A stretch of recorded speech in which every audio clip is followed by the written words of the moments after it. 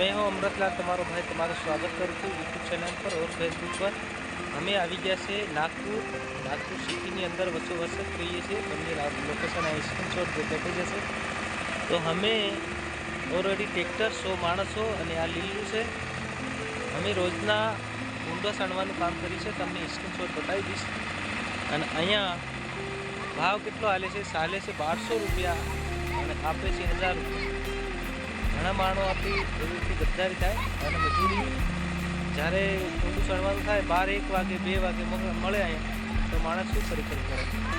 એટલે વધારે સવારથી 8 થી 9ના ગાળામાં સામાન મળી જાય, ઊંડું મળી જાય એટલે કમ્પ્લેટ ઓલરેડી માણસ જે બી ધારે ને એ કામ કરી શકે। બાકી છાંડના બોરના તો કામ નહીં થઈ શકે ને દોસ્તો, કેમ કે આ કંપનીના રૂલ પ્રમાણે નહીં ચલાય। માણસનું કામ કરવાનું, કંપની થોડું કામ કરવાનું। જે બી કામ કાર્ય કરે છે માણસ જ કરે છે, બીજા કોણ કરી શકે। તો દોસ્તો આવાની સાવધાનીથી કામ કરજો। અમે જે કામ કરવા આવ્યા છે, જે કીધું છે એ પ્રમાણે નથી આવ્યા તો સારી રીતે પહેલાં ચેક કરવાનું। એટલે સેટી આવી ગયા એટલે હવે કંઈક કરી નીકળવું તો પડશે, પણ હવે આવી રીતે નીચે કરાતા તમામ માણસો પાછળનો વિષય તમને બતાવવાની કોશિશ કરી। અને સાપરાભાઈ આવી રીતના ટ્રેક્ટર જ આપે છે અહીંયા, અમે એ જ નાખ્યા છે। ઠંડી બહુ રાતના ઠંડી બી બહુ રહે છે અહીંયા। તમામ દિવસની તડકો તપે, સિટીની અંદર ગરમી બી થાય છે પાછી દિવસ, એટલે સમયની વેલિયારી છે। ઋતુ બદલાય એટલે બધું થતું ગાય અમારું ટ્રેક્ટર ભરાઈને ઓલરેડી જઈ રહ્યું છે। આવી રીતે પાઇપે લોડ કરી દીધી છે। અહીંયા બહુ મોટી કંપની છે, અહીંયા જેસીબીથી માંડી તમામ માણસો અહીંયા કામ કરે છે ઓલરેડી। આ ડમ્બર બેલણીઓ ગરમ થઈ રહ્યું છે, અમે રોલર બી પડ્યું છે, ઈંટો બી પડી, પાઇપોનો સ્ટોક છે બી છે, કપસી રેતી અહીંયા દળથી સણતર કરે છે દોસ્તો। અહીંયા દળ કરો ને એનાથી આ ટ્રેક્ટર લોડ કરી આપે છે ટ્રેક્ટરોની અંદર। અને તમામ અહીંયા સામગ્રી બ્રેલરની અહીંયા અમારા સાપરા આવી રીતના છે કે આવું છે એનો નજારો। આમે તમે કન્ટિન્યુ જોવાતા હશે, એ ઓફિસો બનાવેલી છે અને અહીંયાથી માણસો બધાની સંચાલિત કરે છે। એટલે અહીંયા બધા ટ્રેક્ટરો 20 થી 25 ટ્રેક્ટરો અહીંયા લાગેલા છે, કંઈનું કંઈ કામ કરી રહ્યા છે। ઓલરેડી 25,000 આલે છે। 10 લાખનું ટ્રેક્ટરના 25,000 રૂપિયા મહિને આપે છે, એ પાછો ડ્રાઈવર પોતે ચલાવે। તો દોસ્તો આવું 10 લાખનું સાધન લઈએ આપણે અને આપણે પછી કંઈ પોસાય ખરું?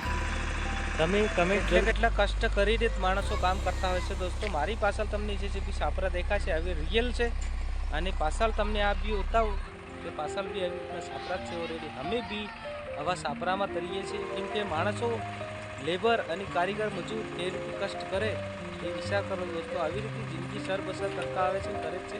લોકોના દેવા ભરે લીધેલા હોય એ રીતે ભરે, આવી રીતે રાત દિવસ મહેનત કરી અને કરે જ છે ઓલરેડી। આ નાસિક સિટી છે આની, અને નાગપુરથી અહીંથી તમને આ વ્યૂ બતાવવાની કોશિશ કરું છું। આપણા મજૂર ભાઈઓ આવી રીતે કષ્ટ બેઠીને કામ કરતા આવે છે, કરે છે ઓલરેડી। અમે તમને ટ્રેક્ટર જોવાશે, ટ્રેક્ટર માટી ખાલી કરવા જાય છે ઓલરેડી।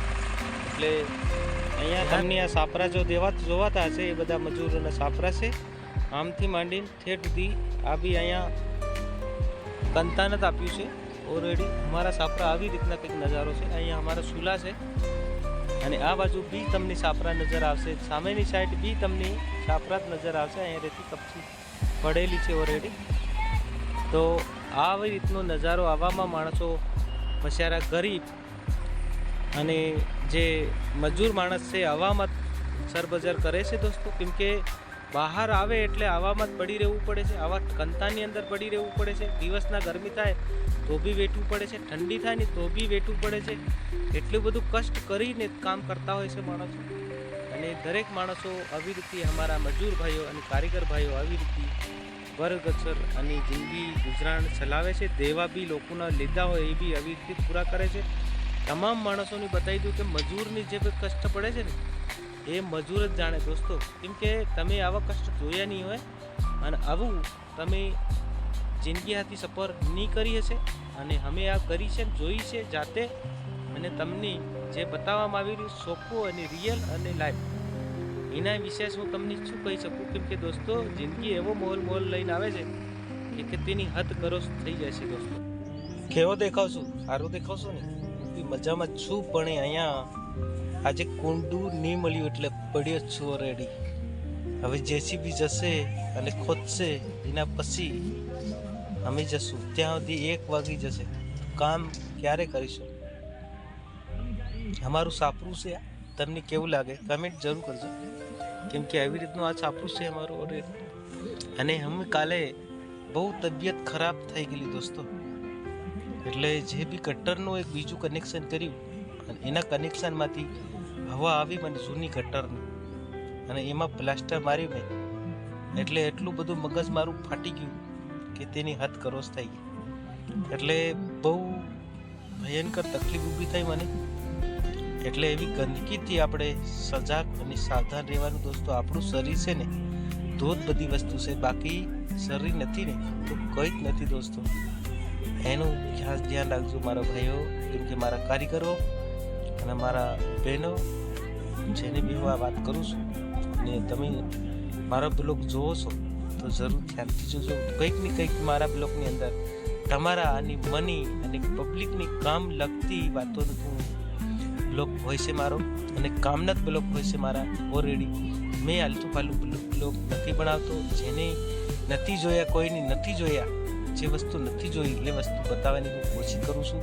મોટા મોટા યુટ્યુબર અહીંયા તમને આ રિયલ વસ્તુ નહીં બતાવી શકે, કેમ કે એ પોસ્ટર ઉપર પોસ્ટરને આધારિત વિડીયો હોય છે. મારે કોઈ પોસ્ટર હું લગાડતો નથી. આ કન્ટેન્ટ 700 અને 100% 100% સચ અને રિયલ બતાવવાનું મારું કામ છે. મેં હું અમૃતલાલ.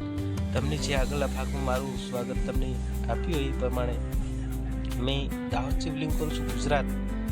પણ અહીંયા મને 700 કિલોમીટર આવતા 3 દિવસ થયા દોસ્તો. 7000નું ડીઝલ મારું ઓલરેડી ટ્રેક્ટર ફૂકી ગયું. તો આટલે દૂર આવવા છતાં આપણે પછી શું કરવાનું? અને ટ્રેક્ટરની અનલિમિટેડ વાપરવાની. એ પાસે પોતે કાળો તમને આજે મારો ઓરડો દેખાય છે. હવે અહીંયા મારા વિષ્ણુનો ઓરડો છે, દેખાતો છે, અને પાછળ બી છે. આપણે મજૂરીએ ભાઈઓ વાળના પીસડા વકરી જાય એટલું જોરમાં આપણે કામ કરતા હોય છે દોસ્તો.